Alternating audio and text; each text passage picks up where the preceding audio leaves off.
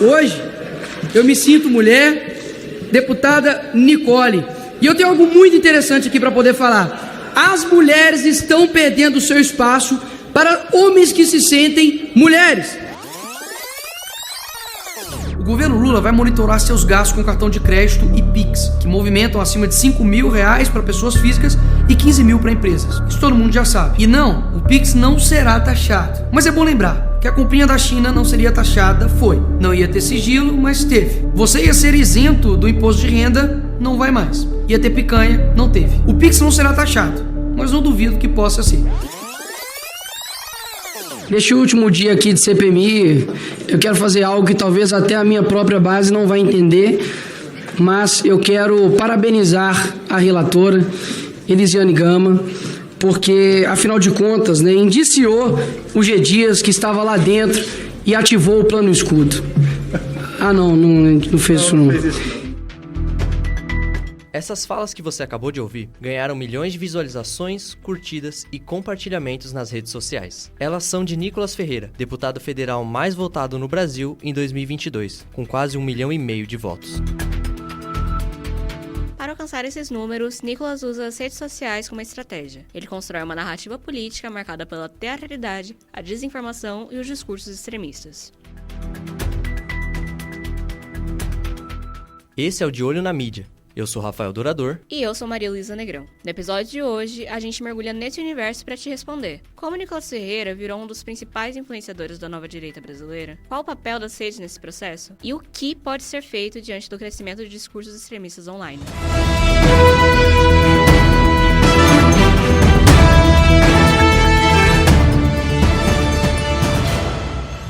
Nicolas Ferreira tem 28 anos. É formado em Direito pela PUC Minas Gerais e iniciou sua carreira política como vereador em Belo Horizonte. Hoje é um dos nomes mais populares da extrema-direita brasileira nas redes. O deputado mistura religião, memes, ataques ideológicos e discursos inflamados. Uma fórmula que encontra terreno fértil no TikTok, no Instagram e no YouTube. Em janeiro de 2024, um dos seus vídeos sobre uma suposta taxação do Pix ultrapassou 300 milhões de visualizações. A viralização foi tão grande que até o ex-presidente Jair Bolsonaro elogiou publicamente o conteúdo. E o vídeo do Nicolas ajudou muito essa questão. Ele teve eu digo pra ele, um golpe de sorte, com todo respeito. Ninguém esperava 300 milhões de visualizações. E uns bots também, com todo respeito. Né? Porque mais do que a população brasileira, porra. Mas se você assistir 2 ou 3 vezes o vídeo, você... Não, mas é muita coisa. É tipo coisa. 300 milhões de views, é muita coisa. Isso foi pra fora do Brasil, com toda certeza. É, também, bom, deve ter. Também. O caso de Nicolas Ferreira não é um fenômeno isolado. Ele é parte de uma onda global em que políticos conservadores e extremistas exploram algoritmos para alcançar jovens, muitas vezes por meio de desinformação e performance midiática.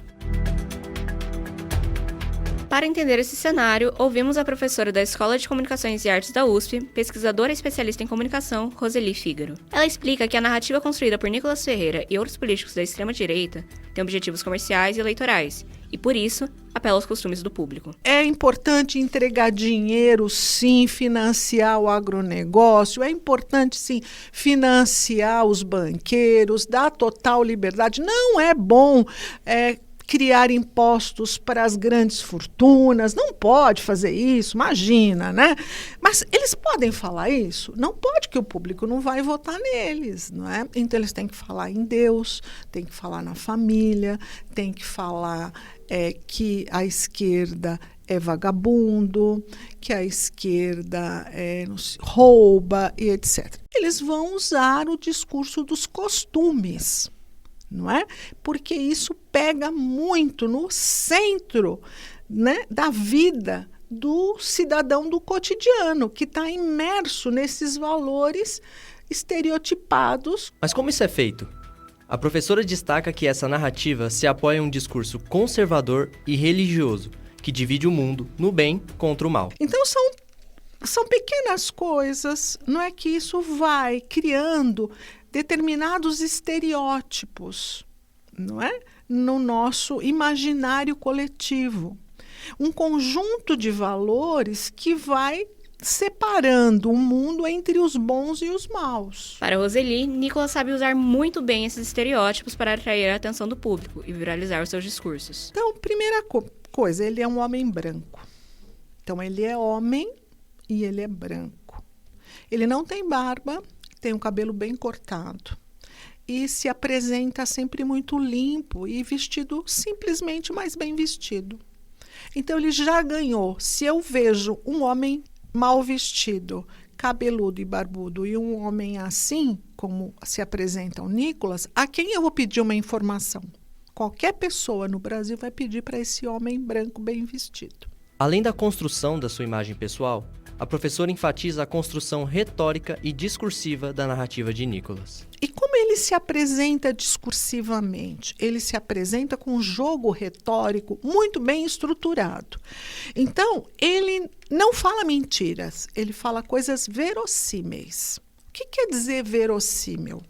A verossimilhança é uma estratégia que nós trabalhamos na ficção o tempo todo, não é? Então, você vai assistir a um filme e você acredita que aquele personagem, você acompanha a história daquele personagem, mas você sabe que aquilo é uma ficção. Então, ele vai pegar elementos factuais que, trabalhados de forma inteligente no seu discurso, de forma coerente, esses elementos construirão verossimilhança com o fato real.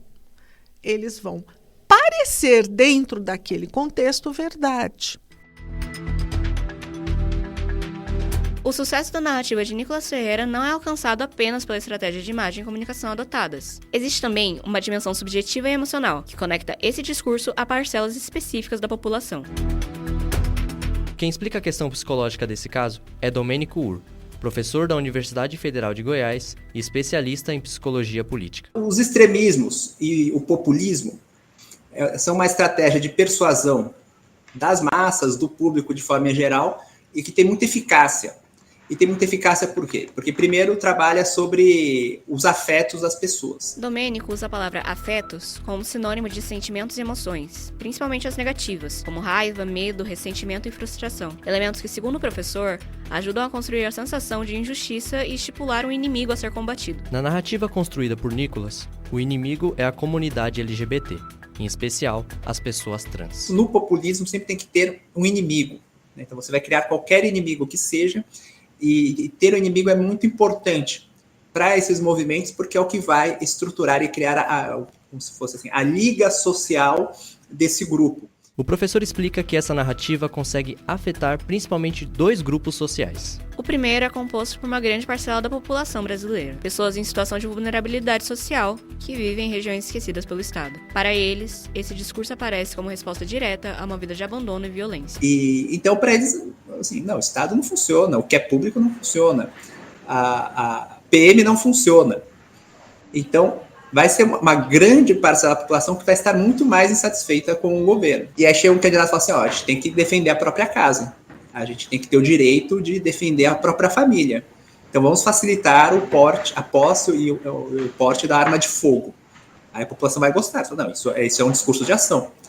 Não dá para resolver toda a violência e tirar todos os bandidos da rua, mas pelo menos eu posso me defender. Pelo menos eu dou um tiro naquela pessoa que invade a minha casa. Então é uma parcela que vai estar muito mais a favor, né, de ações mais contundentes como essa. Domênico ainda afirma que esse discurso também encontra eco em outra camada da população: os jovens conectados, isolados e ressentidos em comunidades online, marcadas por ódio e desilusão. Tem esse novo fenômeno que a gente está falando, dos incels, dos celibatários involuntários, que são esses adolescentes que estão meio, não se encaixam muito, ficam muito na internet, etc. Também aderem muito a esses discursos mais contundentes por um certo ressentimento, por um certo forças reativas e um ódio da vida, no qual as pesquisas estão colocando, né?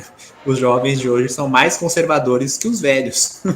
Então, alguma coisa mudou, alguma coisa está ruim, então é um mal-estar existencial que se articula com essa vontade de destruição, né? Essa vontade de destruição do Estado, do público. Esses 2 grupos, a população periférica e os jovens conservadores cronicamente online, se tornam um terreno fértil para uma nova direita que, com figuras como Nicolas Ferreira, sabe explorar a raiva como linguagem política e tem as redes como palco. Eu vejo eles como atores. Então, não são eles que estão persuadindo, tem um grande staff, uma grande equipe por trás que cria esse personagem. Aí esse personagem gera muita mobilização dos afetos da população e então gera essa ira. Aí eles se colocam com uma nova oferta política e acabam, obviamente, favorecendo as corporações empresariais que estão por trás deles. Mas então o perigo, assim, um perigo que a gente vai pensar, né? Essa ruptura da democracia, de certa forma, a ruptura de uma discussão política mais qualificada, porque a gente acaba votando com os afetos, votando com a raiva, né? Votando com a ira. Em junho de 2025, o Supremo Tribunal Federal decidiu que as plataformas devem ser responsabilizadas por conteúdos ilegais após notificação extrajudicial, ou seja, após um pedido da própria vítima.